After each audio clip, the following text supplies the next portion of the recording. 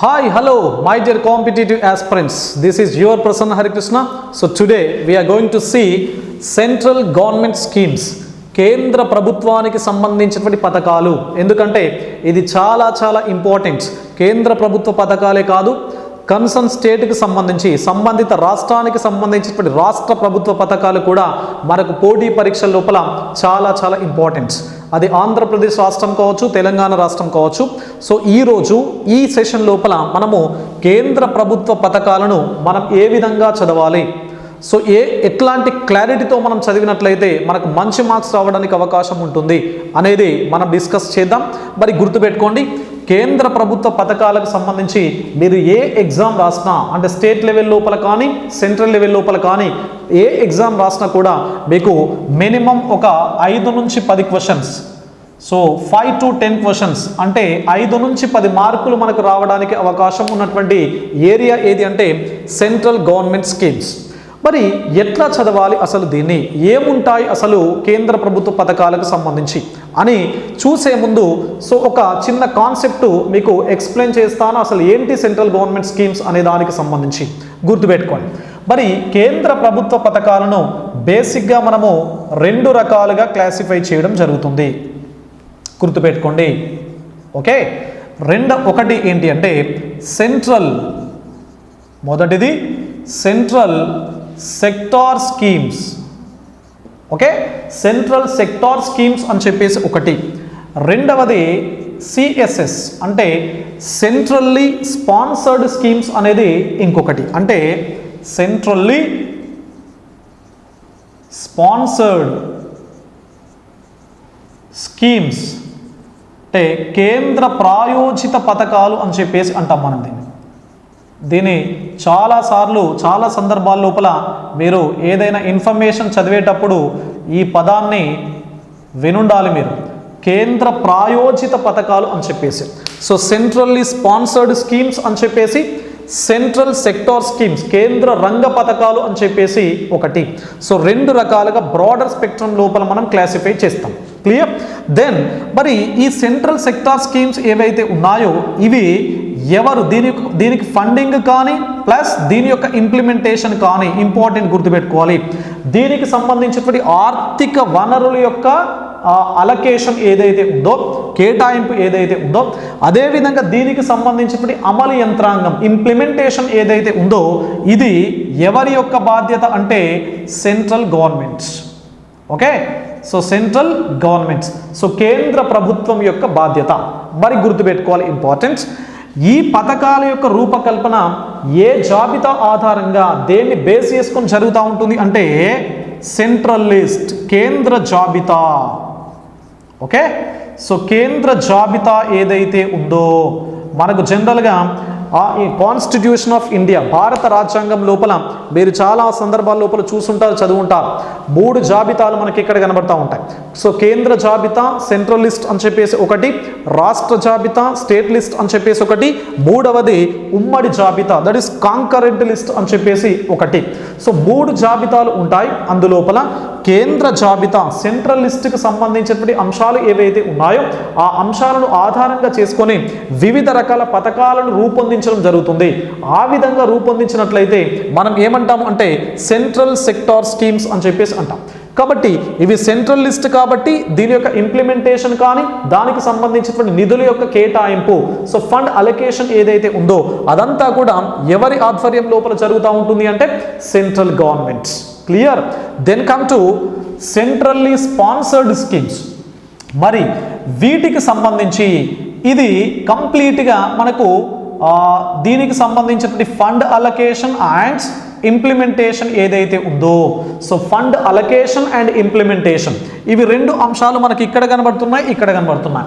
ఇక్కడ తేడా ఏంటి, చిన్న క్లారిఫికేషన్ ఏంటి అంటే ఫండ్ అలొకేషన్ ఏదైతే ఉందో ఈ ఫండ్ అలొకేషన్ అనేది 2 ద్వారా జరుగుతుంది. ఏంటి 2 ద్వారా అంటే సెంట్రల్ గవర్నమెంట్ ఇందులోపల ఇన్వాల్వ్ అవుతుంది, అదేవిధంగా స్టేట్ గవర్నమెంట్ కూడా దీని లోపల ఇన్వాల్వ్ కావడం జరుగుతుంది.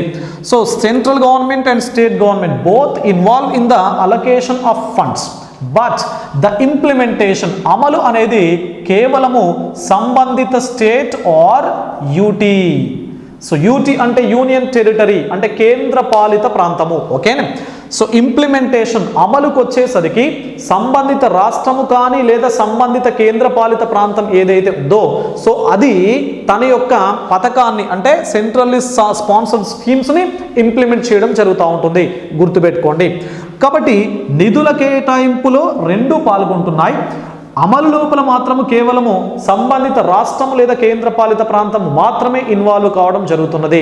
మరి దీనికి సంబంధించి ఇది ఏ లిస్ట్ ఆధారంగా ఈ పథకాల యొక్క రూపకల్పన జరుగుతుంటది అంటే రాష్ట్ర జాబితా. ఓకే, సో స్టేట్ లిస్ట్ ఏదైతే రాష్ట్ర జాబితా ఉన్నదో, అంటే ఇంతకుముందు చెప్పాను కదా 3 జాబితాల లోపల కేంద్ర జాబితాకు సంబంధించినటువంటి అంశాలపైన ఈ పథకాలు రూపుదిద్దుకుంటాయి, రాష్ట్ర జాబితాకు సంబంధించినటువంటి అంశాలపైన ఈ పథకాలు రూపుదిద్దుకోవడం జరుగుతున్నది. ఓకే, మరి ఈ పథకాల సంఖ్య చాలా ఎక్కువగా ఉంటుంది, ఎందుకంటే ఇందులోపల రాష్ట్రాల యొక్క ఇన్వాల్వ్మెంట్ కూడా ఉంటుంది కాబట్టి, కేంద్రపాలిత ప్రాంతాల యొక్క ఇన్వాల్వ్మెంట్ కూడా ఉంటుంది కాబట్టి ఆ పథకాల సంఖ్య గతం లోపల కొన్ని వందల సంఖ్య లోపల ఉండేది. మరి ఎక్కువగా ఉండొద్దు అని చెప్పేసి కాంటెక్స్ట్ లోపల దీనికి సంబంధించి 2015 లోపల 2015 లోపల సో అప్పటి మధ్యప్రదేశ్ ముఖ్యమంత్రి శివరాజ్ సింగ్ చౌహాన్, సో ప్రస్తుత ముఖ్యమంత్రి కూడా ఇతనే ఆఫ్ కోర్స్, శివరాజ్ సింగ్ చౌహాన్ ఆధ్వర్యం లోపల ఒక కమిటీని, ఒక ప్యానెల్ ఏర్పాటు చేయడం జరిగింది. నీతి ఆయోగ్ వాళ్ళు, సో నీతి ఆయోగ్ వాళ్ళు ఒక ప్యానెల్ ఏర్పాటు చేయడం జరిగింది 2015 లోపల శివరాజ్ సింగ్ చౌహాన్ ఆధ్వర్యం లోపల. మరి ఈ ప్యానెల్ ఏం చేసింది అంటే తన యొక్క రిపోర్ట్ను సబ్మిట్ చేయడం జరిగింది. సో ఈ రిపోర్ట్ ఏం చెప్తా ఉంటుంది అంటే మొత్తము 66 పథకాలు ఏవైతే ఉన్నాయో, ఓకే, సో 66 స్కీమ్స్ ఏవైతే ఉన్నాయో ఈ 66 స్కీమ్స్ అన్నింటినీ కూడా రేషనలైజేషన్ చేయడం జరిగింది. ఓకే, ఇంపార్టెంట్, హేతుబద్ధీకరించడం జరిగింది. అంటే ఒక రకంగా మర్జ్ చేసి కలిపివేసి వాటి యొక్క నంబర్ను డిక్రీజ్ చేయడం జరిగింది. ఓకే, మరి ఈ రేషనలైజేషన్ చేసిన తర్వాత ఉన్నటువంటి ఈ పథకాలను అంటే సెంట్రల్లీ స్పాన్సర్డ్ స్కీమ్స్ 66 పథకాలను తగ్గించి హేతుబద్ధీకరించి రేషనలైజేషన్ చేసి 3 గ్రూపులుగా విభజించడం జరిగింది. ఏంటి అవి అంటే, ఒకటి core of the core schemes, core of the core schemes ఒకటి, రెండవది కోర్ స్కీమ్స్ అని చెప్పేసి రెండవది, మూడవది ఆప్షనల్ స్కీమ్స్ అని చెప్పేసి ఒకటి. Okay, so core of the core schemes and optional schemes. So ఇట్లా 3 స్కీమ్స్గా మనం ఇక్కడ డివైడ్ చేయడం జరిగింది. ఒకటి core of the core schemes and optional schemes. Remember, so core of the core schemes ఎన్ని అంటే 6 స్కీమ్స్ను కోర్ ఆఫ్ ద కోర్ స్కీమ్స్గా పెట్టారు. దెన్ కోర్ స్కీమ్స్ ఎన్ని అంటే 19. దెన్ ఫైనలీ ఆప్షనల్ స్కీమ్స్ అనేవి 3. అంటే వీటన్నింటిని మీరు క్యాలిక్యులేట్ చేసినట్లయితే 6 + 19 25 + 3 28. అంటే అర్థం ఏంటి, 66 పథకాలను రేషనలైజేషన్ చేసి 28కి తగ్గించడం జరిగింది. ఆ 28 లోపల 6 పథకాలను core of the core schemes అని చెప్పేసి అంటున్నాము, 19 పథకాలను కోర్ స్కీమ్స్ అని చెప్పేసి అంటున్నాము, 3 పథకాలను ఆప్షనల్ స్కీమ్స్ అని చెప్పేసి అంటున్నాం. మరి ఏంటి core of the core schemes, ఏంటి కోర్ స్కీమ్స్, ఏంటి ఆప్షనల్ స్కీమ్స్ అనేది మనం క్లాస్ లోపల డిస్కస్ చేద్దాం డీటెయిల్గా. జస్ట్ ఒక నట్షెల్, ఒక బ్రీఫ్ ఇన్ఫర్మేషన్ మీకు ఇక్కడ ఇస్తున్నాను, గుర్తుపెట్టుకోండి. క్లియర్? మరి ఇట్లా పథకాలు ఉన్నాయి. సో ఇట్లాంటి పథకాలకు సంబంధించి మొత్తం మీరు పథకాలన్నింటినీ కూడా ఇక్కడ చదివేటప్పుడు చాలా డివైడ్ చేయాలంటే క్లియర్ కట్గా డివైడ్ చేసి కనుక చదువుకున్నట్లయితే so everything will be easy. Just have a look. మనం ఇన్ఫర్మేషన్ ఈ పథకాలకు సంబంధించి ఎట్లా గ్యాదర్ చేయాలి, వేటిపైన మనం కాన్సన్ట్రేట్ చేయాలి అని మీరు చూసినట్లయితే సో పథకం, స్కీమ్, ఓకే. సో ఇందులోపల మొదటి అంశం ఏంటి అంటే ఎప్పుడు స్టార్ట్ అయింది ఇది, ఎప్పుడు, వెన్. ఓకే, సో ఏ పథకాన్ని ఎప్పుడు ప్రారంభించడం జరిగింది అంటే ఏ రోజున ఏ సంవత్సరం లోపల. ఒకవేళ పాత పథకాలు అయితే just remember the year, otherwise బాగా సిగ్నిఫికెన్స్ కనుక ఉన్నట్లయితే సో వీటి యొక్క డేట్ కూడా గుర్తుపెట్టుకోవాలి. So date and year. Okay, then మరి ఎక్కడ, సో వేర్, ఎక్కడ మనం ప్రారంభించడం జరిగింది, ఏ ప్రదేశం లోపల ప్రారంభించాము. ఓకేనా. సో కాబట్టి village or location, states etcetera. Okay, so దీనికి సంబంధించి అంటే ఏ ప్రాంతం లోపల లేదా ఏ గ్రామం లోపల ప్రారంభించాము, అది ఏ రాష్ట్రం లోపల ఉన్నది అనే దానికి సంబంధించినటువంటి సమాచారం. Then number 3, so objectives are targets. Okay, మరి దాని యొక్క లక్ష్యాలు ఏంటివి, అసలు ఏ లక్ష్యాలను ప్రాతిపదికగా చేసుకొని మనం ఈ పథకాన్ని, ఒక పథకాన్ని ప్రారంభించడం జరిగింది. ఓకే, దెన్ నంబర్ 4, లబ్ధిదారులు ఎవరు. Okay, who are the beneficiaries. మరి లబ్ధిదారులు ఎవరు అనేది మనకు చాలా ఇంపార్టెంట్. అంటే ఇండస్ట్రియల్ సెక్టార్కి సంబంధించిన వ్యక్తుల, లేదా గ్రామీణ ప్రాంతానికి సంబంధించిన వ్యక్తుల, లేదా పట్టణ ప్రాంతాల లోపల ఉండేటువంటి వ్యక్తుల, లేదా వ్యవసాయదారుల, లేకపోతే కూలీవారా, ఎవరికి ఈ పథకం అనేది లబ్ధిని చేకూర్చడం జరుగుతున్నది. ఇంపార్టెంట్. దెన్ నెక్స్ట్ కాన్సెప్ట్, మరి పథకానికి ఈ విధంగా లబ్ధిదారులు, ఇంప్లిమెంటేషన్ ఏ విధంగా ఉన్నది. So implementation. ఓకే, సో అమలు యంత్రాంగము. సో అమలు ఎట్లా జరుగుతుంది, ఎవరు చేస్తున్నారు. ఫర్ ఎగ్జాంపుల్ గ్రామీణాభివృద్ధి మంత్రిత్వ శాఖన, సైన్స్ అండ్ టెక్నాలజీ మినిస్ట్రీయా, ఇండస్ట్రీస్ మినిస్ట్రీయా, లేకపోతే ఎవరు ఒక పథకాన్ని ఇంప్లిమెంట్ చేయడం జరుగుతున్నది అనే విషయాన్ని గుర్తుపెట్టుకోండి. దెన్ మరి ఈ పథకానికి సంబంధించినటువంటి అవుట్కమ్ ఏంటి. సో అవుట్కమ్ అంటే నిర్దిష్టమైనటువంటి అవుట్పుట్ ఏంటి, అవుట్కమ్ ఏ విధంగా ఉన్నది, రిజల్ట్ ఏంటి అనేది, ఫలితం. ఓకే, దెన్ దీనికి సంబంధించి కరెంట్ డేటా, ఒక పథకానికి సంబంధించినటువంటి కరెంట్ డేటా అకార్డింగ్ టు మనకు budget and survey. So according to budget and survey, that is budget అయితే 2020-2021, దెన్ సర్వే అయినట్లయితే 2019-20. Okay, so this is about one particular scheme. ఒక పథకాన్ని మీరు చదివేటప్పుడు ఈ అంశాలను ప్రాతిపదికగా చేసుకొని మీరు చదవాలి, గుర్తుపెట్టుకోండి. మొదటి అంశం ఏంటి, ఒక పథకం ఎక్కడ స్టార్ట్ అయింది అనే దానికి సంబంధించినటువంటి పరిస్థితి.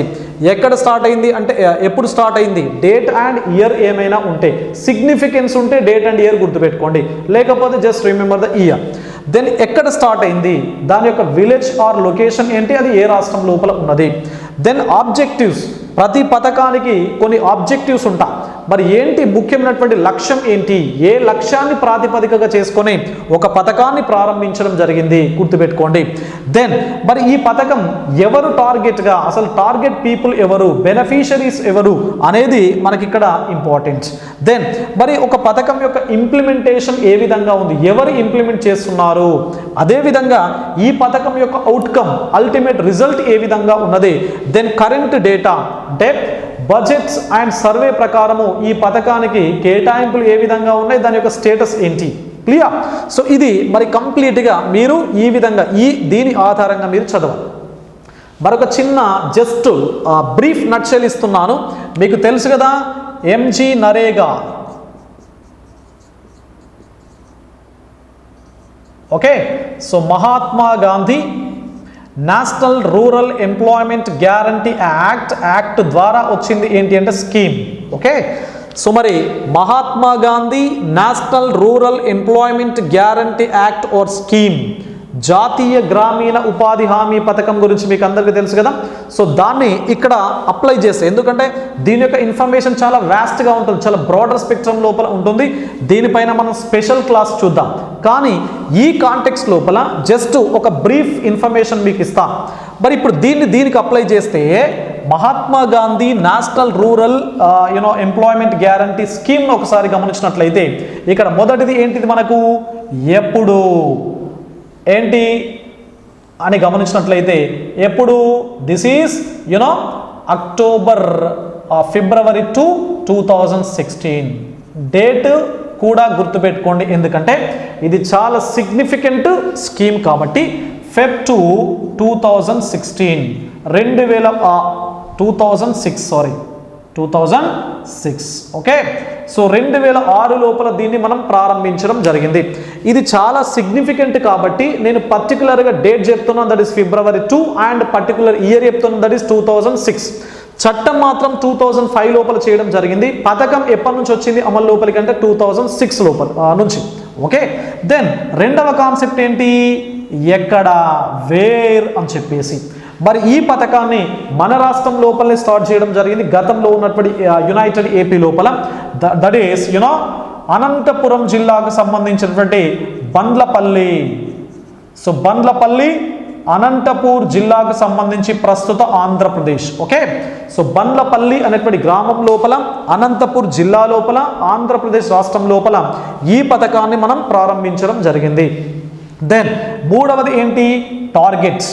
సో ఆబ్జెక్టివ్స్ ఏంటి, మరి ఆబ్జెక్టివ్ ఎవరు టార్గెట్ గ్రూపు అని గమనించినట్లయితే గ్రామీణ ప్రాంతాల లోపల ఉండేటువంటి వాళ్ళు, కూలీ పని చేసుకునే వాళ్ళు ఎవరైతే ఉన్నారో నైపుణ్యము లేని పనుల లోపల టార్గెట్ పీపుల్. టార్గెట్ ఏంటి, లక్ష్యం ఏంటి, నైపుణ్యము లేని పనులకు సంబంధించి, నైపుణ్యం లేనటువంటి పనులు ఏవైతే ఉన్నాయో సో ఈ పనుల లోపల ప్రతి రోజుకి ప్రతి సంవత్సరానికి ఎవ్రీ ఇయర్కి 100 రోజుల పనిని కల్పించడం అనేది దీని యొక్క లక్ష్యం. అంటే ఒక రకంగా గ్రామీణ పేదరికాన్ని, గ్రామీణ నిరుద్యోగాన్ని రూపుమాపాలి అని చెప్పేసి ఒక సదుద్దేశంతో నైపుణ్యం, స్కిల్డ్ లేబర్ కాకుండా అన్స్కిల్డ్ ఎవరైతే ఉంటారో సో వారికి, అన్స్కిల్డ్ లేబర్ ఎవరైతే గ్రామీణ ప్రాంతాల లోపల ఉన్నారో సో వారికి ప్రతి సంవత్సరము ఒక 100 రోజుల పనిని కల్పించడం అనేది దీనికి సంబంధించినటువంటి ముఖ్యమైనటువంటి లక్ష్యం. సో ఈ 100 డేస్ను ప్రస్తుతం ఎన్ని రోజులకు ఎక్స్టెండ్ చేయడం జరిగింది అంటే 150 డేస్, 150 రోజులకు పెంచడం జరిగింది. That is different case. బేసిక్గా ఎంత, 100 రోజుల పనిని కల్పించాలి. ఎవరికి, నైపుణ్యం లేనటువంటి కార్మికులకు, లేబర్స్ ఎవరైతే, అన్స్కిల్డ్ లేబర్స్ ఎవరైతే ఉన్నారో. So this is a target. Clear. Then లబ్ధిదారులు. ఎవరు లబ్ధిదారులు, పేరులోనే ఉంది. ఎవరు, గ్రామీణ ప్రాంతానికి సంబంధించినటువంటి వ్యక్తులు. సో SHG గ్రూప్స్కి సంబంధించినటువంటి మహిళలు, సెల్ఫ్ హెల్ప్ గ్రూప్స్కి సంబంధించినటువంటి మహిళలు ఉంటారు కదా. అదేవిధంగా గ్రామ సభ అంటే గ్రామ సభ నోటిఫై లేదా సెలెక్ట్ చేసినటువంటి ఎవరైతే పర్సన్స్ ఉన్నారో ఆ గ్రామ పంచాయతీ పరిధి లోపల లేదా గ్రామానికి సంబంధించి సో వీళ్ళందరూ కూడా మనకు లబ్ధిదారులుగా ఉండడం జరుగుతుంది. దెన్ ఎవరైతే కూలీ కోరుకుంటారో, నాకు కూలీ పని కావాలి అని చెప్పేసి కూలీ కోరుకునేటువంటి వ్యక్తులు ఎవరైతే ఉంటారో. Then implementation. మరి ఎవరు ఇంప్లిమెంట్ చేస్తారు అంటే R&D ministry. So rural development ministry, గ్రామీణ అభివృద్ధి మంత్రిత్వ శాఖ ఏదైతే ఉందో సో వీరు ఈ యొక్క పథకాన్ని ఇంప్లిమెంట్ చేయడం జరుగుతుంది. ఏది, MG నరేగా. దెన్ అవుట్కమ్ ఏంటి, మరి ఈ పథకం ఇంప్లిమెంట్ కావడం వల్ల మనకు పాజిటివ్స్ ఉన్నాయి, నెగటివ్స్ ఉన్నాయి అఫ్ కోర్స్. సో ఏంటి పాజిటివ్స్ అంటే దీనివల్ల స్వయం సమృద్ధి, స్వావలంబన అనేది గ్రామీణ ప్రాంత ప్రజలకు అందుబాటు లోపలికి రావడం జరిగింది. కొంతవరకు గ్రామీణ ప్రాంతం లోపల పేదరికం అనేది గ్రాడ్యువల్గా తగ్గడం జరుగుతుంది.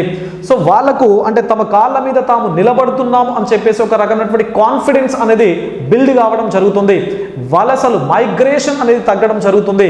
సో పని ఉండడం వల్ల సో రీసెంట్ రిపోర్ట్ ఏం చెప్తా ఉన్నది అంటే హెచ్ఐవి వైరస్ యొక్క ట్రాన్స్మిషన్ కూడా ఈ పథకం యొక్క ప్రాపర్ ఇంప్లిమెంటేషన్ వల్ల తగ్గుతున్నది అని చెప్పేసి మనకు రీసెంట్ రిపోర్ట్స్ చెప్తా ఉన్నాయి.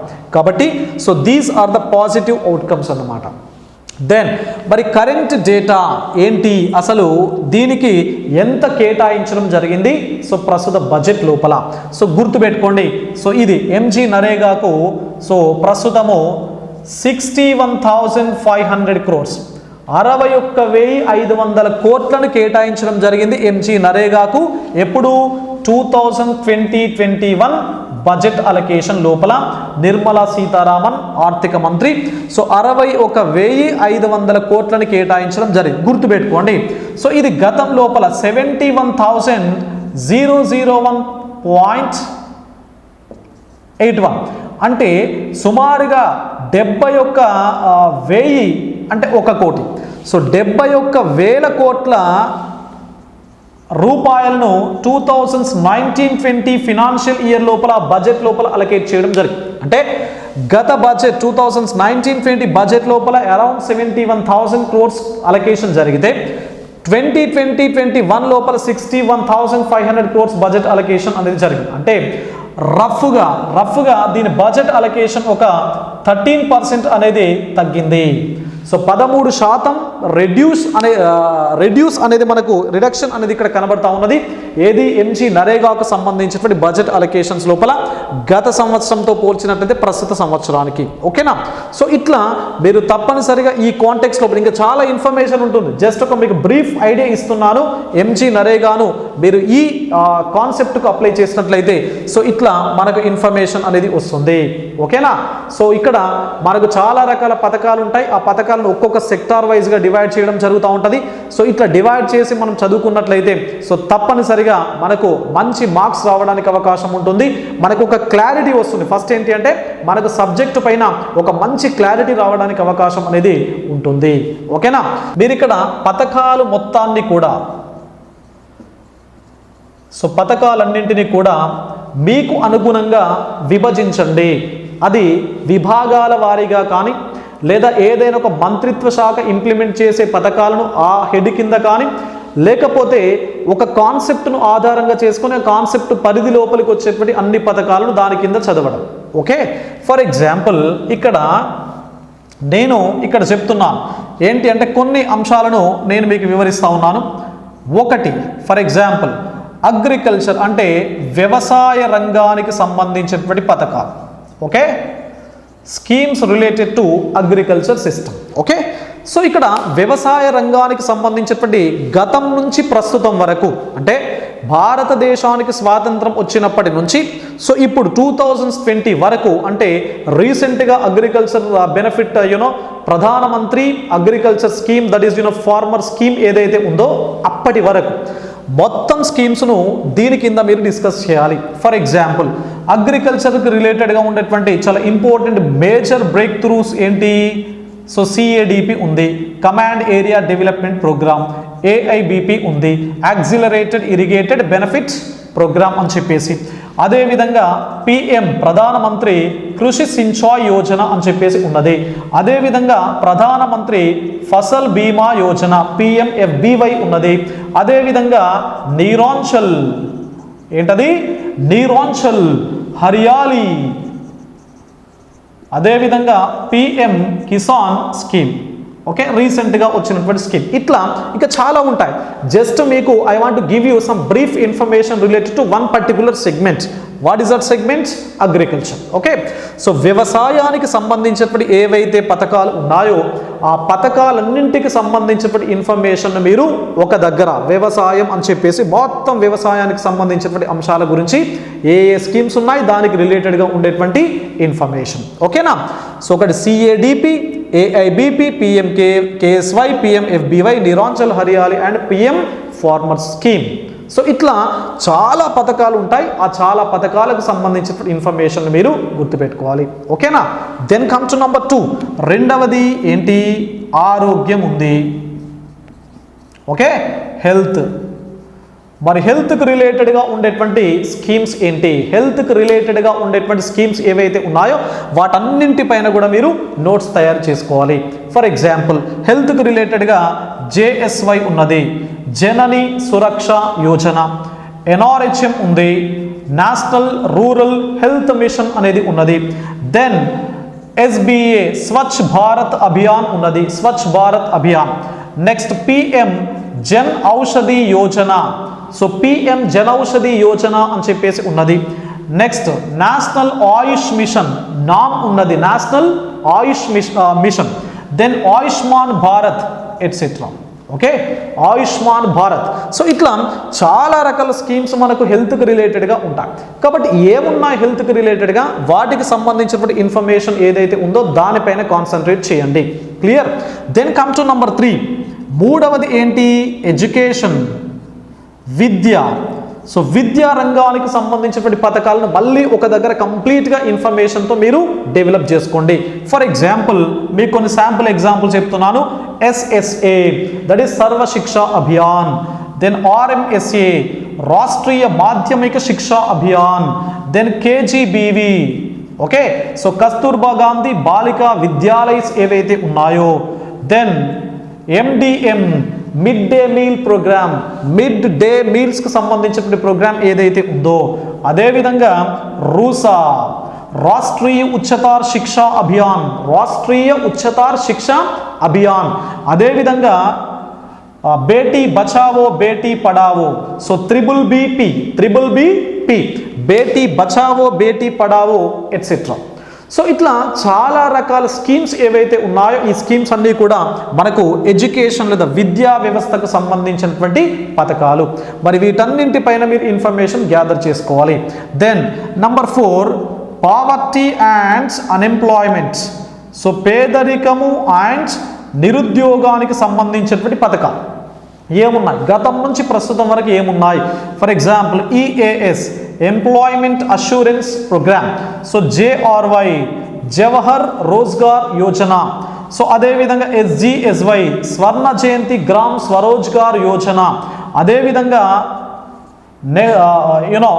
NRE, మహాత్మా గాంధీకి సంబంధించినటువంటి రూరల్ ఏమందాం పూర్తి స్థాయి లోపల MG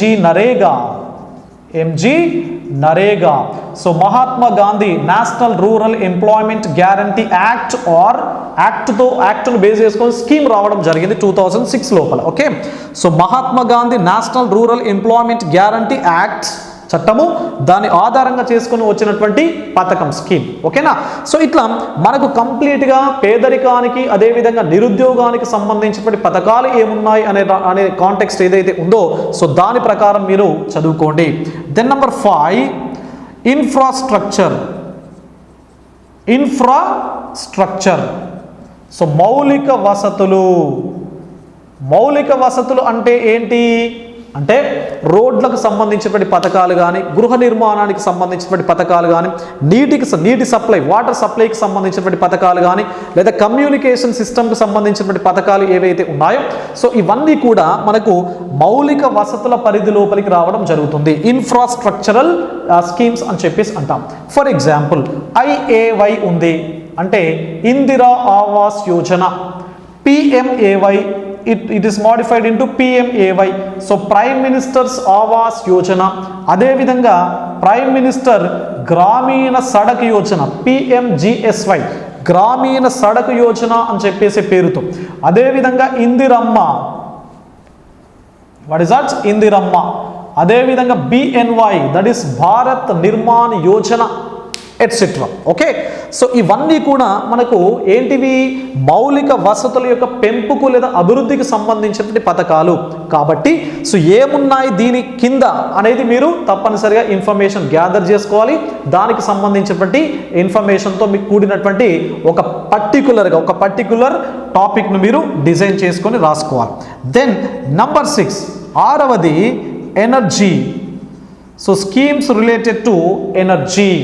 సో ఎనర్జీ అంటే శక్తి రంగానికి సంబంధించినటువంటి స్కీమ్స్. మరి ఏముంటాయి జనరల్గా మీరు చూసినట్లయితే ఉజాలా ఒకటి, ఉజ్వల, సూర్యమిత్ర, ఓకే, సౌభాగ్య ఎట్సెట్రా. ఓకే, సో ఇట్లా చాలా రకాల స్కీమ్స్ మనకి ఇక్కడ ఎనర్జీ సెక్టార్కి సంబంధించి శక్తి రంగానికి సంబంధించి ఉంటాయి. So Ujala, Ujjwala, Suryamitra, Saubhagya etcetera. So ఇట్లా మీరన్నీ కూడా దీనికి రిలేటెడ్గా ఇన్ఫర్మేషన్ గ్యాదర్ చేయాలి. Then number 7, PR. So Panchayat రాజ్కి సంబంధించినటువంటి పథకాలు. మరి ఏముంటాయి పంచాయత్ రాజ్కి సంబంధించినటువంటి పథకాలు అంటే సో ఇక్కడ సాగి, చాలా ఇంపార్టెంట్ స్కీమ్ ఇది. సాగి స్కీమ్ అని చెప్పేసి ఉంటుంది. అదేవిధంగా గ్రామ్ ఉదయ్ సే భారత్ ఉదయ్ అభియాన్, దట్ ఈస్ గ్రామ్ ఉదయ్ సే భారత్ ఉదయ్ అభియాన్. గ్రామ్ ఉదయ్ సే భారత్ ఉదయ్ అభియాన్ అని చెప్పేసేటువంటి పథకం ఏదైతే ఉందో, అదేవిధంగా Pragati, okay, so Pragati etcetera. So ఇట్లాంటి స్కీమ్స్, సో ప్రగతి కానీ, గ్రామ్ ఉదయ్ సే భారత్ ఉదయ్ అభియాన్ కానీ, సాగి అని చెప్పేసి ప్రోగ్రామ్ కానీ, ఇవన్నీ కూడా మనకు పంచాయత్ రాజ్కి సంబంధించిన పథకాలు. Then social justice, eighth one is social justice, సామాజిక న్యాయం. ఓకే, సో సామాజిక న్యాయానికి సంబంధించినటువంటి పథకాలు. మరి సామాజిక న్యాయం అంటే ఏంటి? వికలాంగులకు సంబంధించినటువంటి పథకాలు కానీ, పిల్లలకు సంబంధించినటువంటి పథకాలు కానీ, వృద్ధులకు సంబంధించినటువంటి పథకాలు కానీ, మహిళలకు సంబంధించినటువంటి పథకాలు ఏవైతే ఉంటాయో, సో ఇవి సామాజిక న్యాయం కోణం లోపల ఏంటి రూపుదిద్దుకున్నటువంటి పథకాలు అన్నమాట. ఫర్ ఎగ్జాంపుల్ దీనికి సంబంధించి సుగమ్య భారత్ అభియాన్, సుగమ్య భారత్ అభియాన్. సో ఇది పర్సన్స్ విత్ డిజేబిలిటీ అంటే వికలాంగులు లేదా దివ్యాంగుల యొక్క హక్కులను పరిరక్షించడం కోసం ఏర్పాటు చేయబడినటువంటి పథకం ఇది. సో సుగమ్య భారత్ అభియాన్ అని చెప్పేసే పథకం ఏదైతే ఉందో, అదేవిధంగా వయో శ్రేష్ఠ సమ్మాన్, సో వయో శ్రేష్ఠ సమ్మాన్ ఎట్సెట్రా. ఓకే, సో ఇట్లాంటి పథకాలు, వయో శ్రేష్ఠ సమ్మాన్ అనేది ఇది ఓల్డ్ ఏజ్ పీపుల్ కోసం రూపుదిద్దుకోబడినటువంటి పథకం ఇది. కాబట్టి ఇట్లా మనకు సామాజిక న్యాయం కోణం లోపల ఉండేటువంటి పథకాలు ఏంటి అనే దానికి సంబంధించి కూడా మనకు ఇన్ఫర్మేషన్ మనం గ్యాదర్ చేసుకోవాలి. ఓకేనా? అదేవిధంగా అర్బన్ డెవలప్మెంట్, సో పట్టణాభివృద్ధి, సో అర్బన్ డెవలప్మెంట్ పట్టణాభివృద్ధికి సంబంధించి ఫర్ ఎగ్జాంపుల్ మీకు అమృత్ తెలిసి ఉంటుంది, అదేవిధంగా smart cities programme. So Amrut కానీ అదేవిధంగా స్మార్ట్ సిటీస్ ప్రోగ్రామ్ లాంటి ఏవైతే అర్బన్ డెవలప్మెంట్కి సంబంధించిన ప్రోగ్రామ్స్ ఉన్నాయో వీటన్నింటిపైన కూడా మీరు ఇన్ఫర్మేషన్ గ్యాదర్ చేసుకొని పెట్టుకోవాలి. ఓకేనా? Then number 10 industrial sector. So industrial సెక్టార్కు సంబంధించి చాలా రకాల పథకాలు ఇండస్ట్రియల్ సెక్టార్కు సంబంధించి ఉన్నాయి. ఇక్కడ మీకు మేక్ ఇన్ ఇండియా, ఓకేనా, digital India, make in India etcetera etcetera. So ఈ మధ్య లోపల వచ్చింది ఏంటి? ప్రధానమంత్రి ఆత్మనిర్భర్